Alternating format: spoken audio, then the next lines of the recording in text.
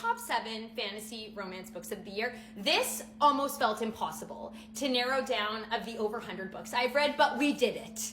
So let's talk about them.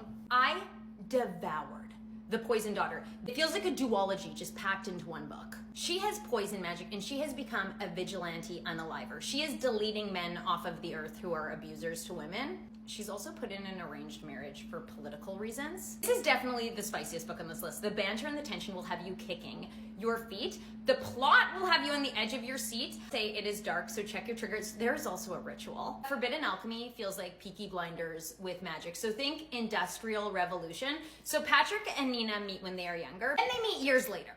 And they are on opposing sides of this war, but they have to become reluctant allies. The banter and the twists in this book are just everything. I am a slut for whimsy. The Rose Bargain gives whimsy in spades. It feels like Bridgerton, but with a little bit of magic. The queen grants all of the women a wish at the beginning of debutante season. And this year they get to compete for the hand of the prince. It is the first book in a duet. But the twist at the end of this book had my jaw on the floor. I just felt like I was transported into this magical world, and I think about this book constantly. Easily my favorite fantasy romance book of the year. If you have lost faith in the fantasy romance genre, this is the freaking book. The female main character is outed for having magic and has to go and compete in these deadly trials. And as I'm saying this, you're probably thinking, I've read this kind of book before. I am sick of trials.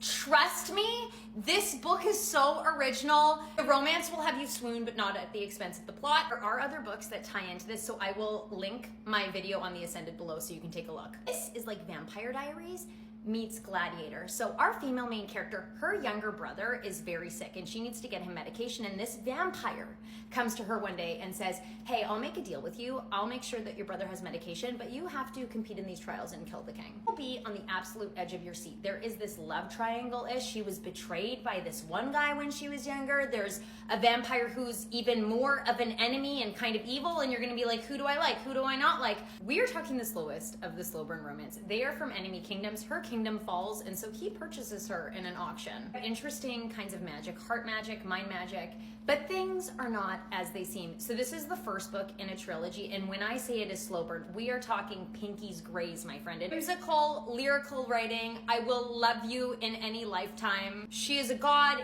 he is immortal, they fall in love. There is epic lore with gods. If you love Divine Rivals, you will love this book.